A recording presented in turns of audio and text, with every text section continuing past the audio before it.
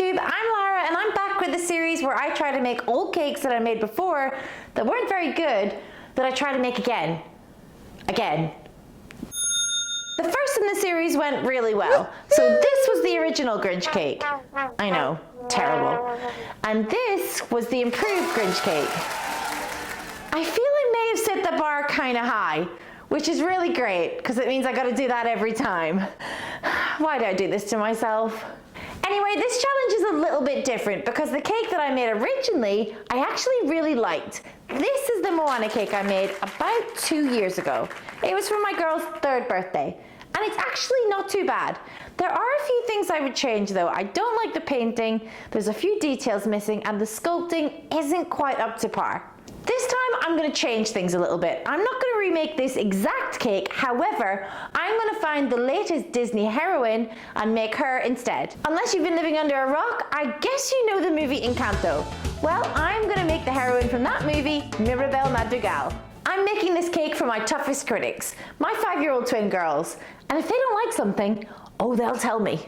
The thing about making characters from movies like this is that there's so many people across the world who've seen exactly what they look like. So if you get something wrong, people are gonna tell you. And I imagine you guys will in the comments section. Because unlike the Madrigals, these hands aren't magic. It would be pretty cool though.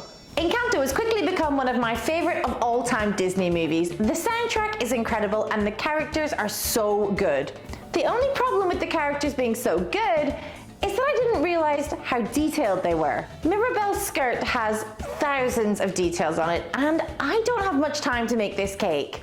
If you've watched the life-size Grinch video and kept up with me on TikTok, you'll know that I have a condition which involves me needing a lot of surgery. Well, I have surgery coming up in a few days, and I need to get this cake done and out of my brain so that I can just focus on getting better. If you're enjoying this series so far, don't forget to hit that subscribe button and follow along for more crazy journeys every month. You can also follow me on all of my socials, YouTube, TikTok, Facebook, and Instagram.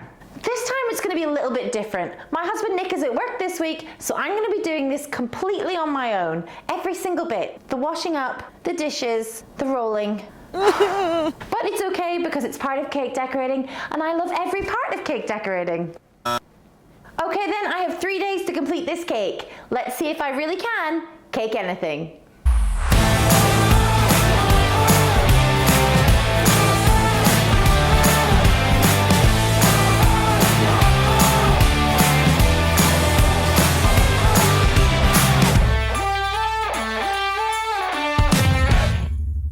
So it's 3 weeks later and things didn't exactly go to plan. As you may or may not noticed, I'm not quite the woman I used to be.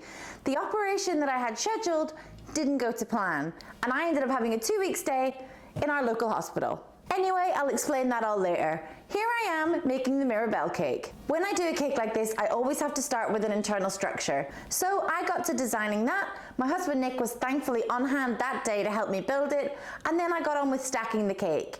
And this is where our video starts. So as you can see, I have my reference image up in the corner and I get started on carving out the cake. It's a simple enough process when you've had enough practice at it. The only downfall of carving a cake like this is the mess. And because Nick isn't here to help, I've got to do all the cleaning up myself. As you can see, I do get in a bit of a mess. Anyway, I've got the Encanto soundtrack on in the background, so I get out my Hoover and start to tidy everything up.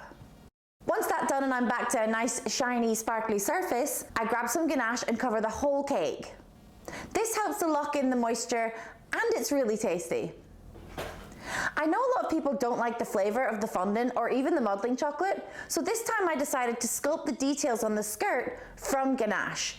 People love to eat ganache, so a little extra bite of that in your cake, well, who's going to complain about that? As you can see, I'm just using the ganache here to sculpt out all the little creases in the skirt, and then I'm using a warm spatula to flatten it all down.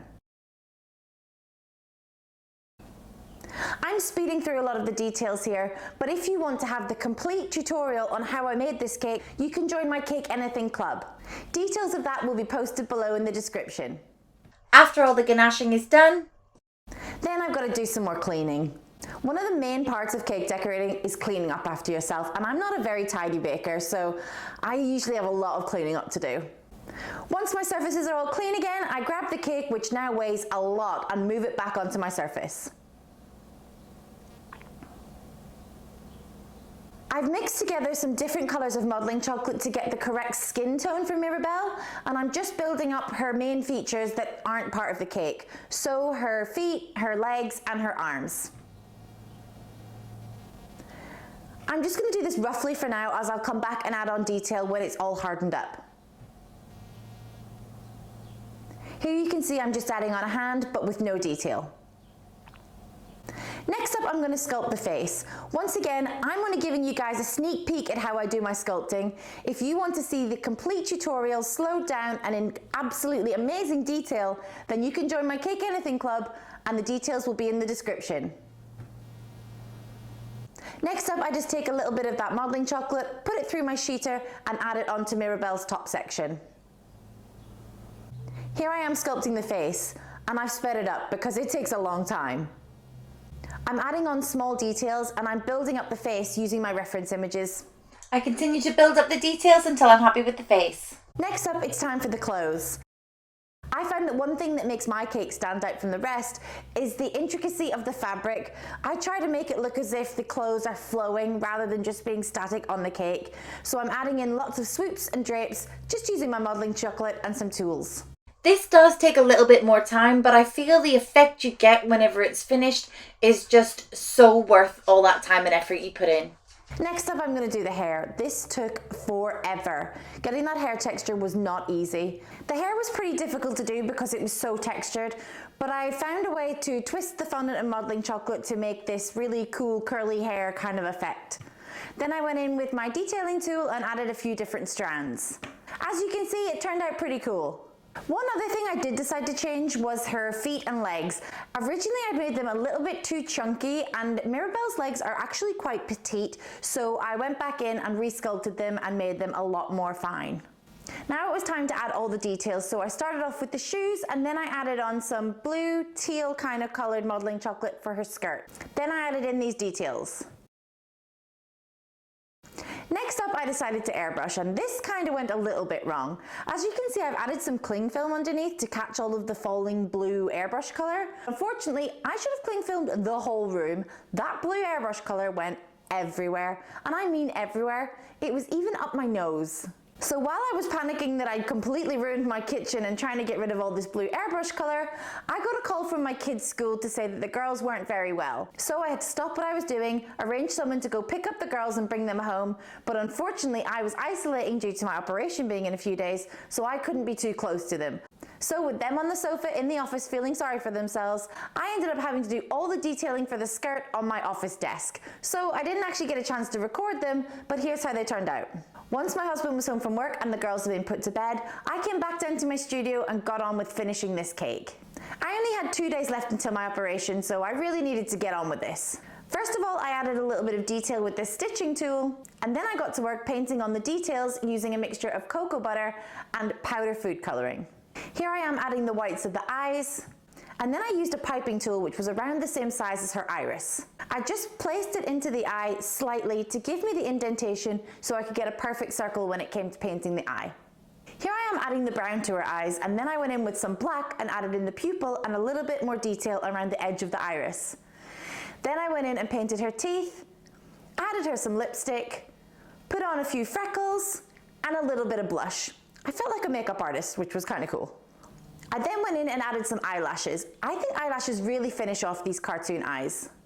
Next up, I had to add all that detail to her top. Although I'd added all the texture, it was now time to add all the embroidery. So I used some black food colouring with some cocoa butter and painted in all of the details and the butterflies.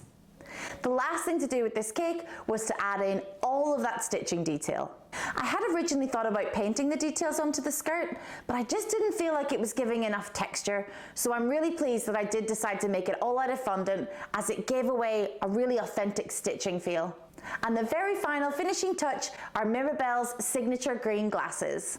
And here she is, all completely finished. I'm so pleased with how she turned out, and I hope you guys love her too.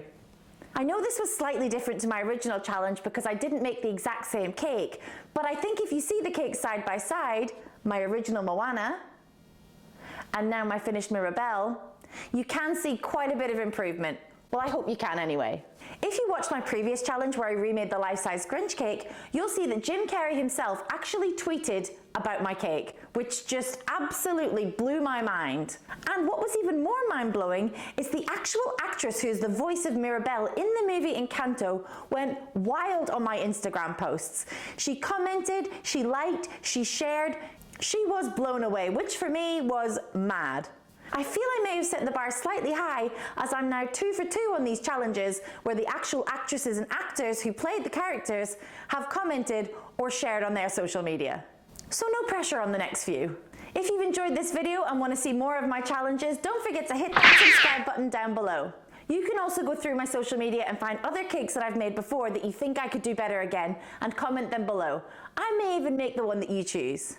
So after rushing to finish this cake, having an operation go wrong, being in hospital for 2 weeks, and then having a further week recovery, I feel like I may need a bit of a rest. However, it's not going to stop me getting on with cakes and social because it's what I love to do. So like I say, if you have any challenges for me, leave them in the comments below. Anyway guys, thanks for watching this video, and I'll see you again next time when I once again see if I can indeed cake anything.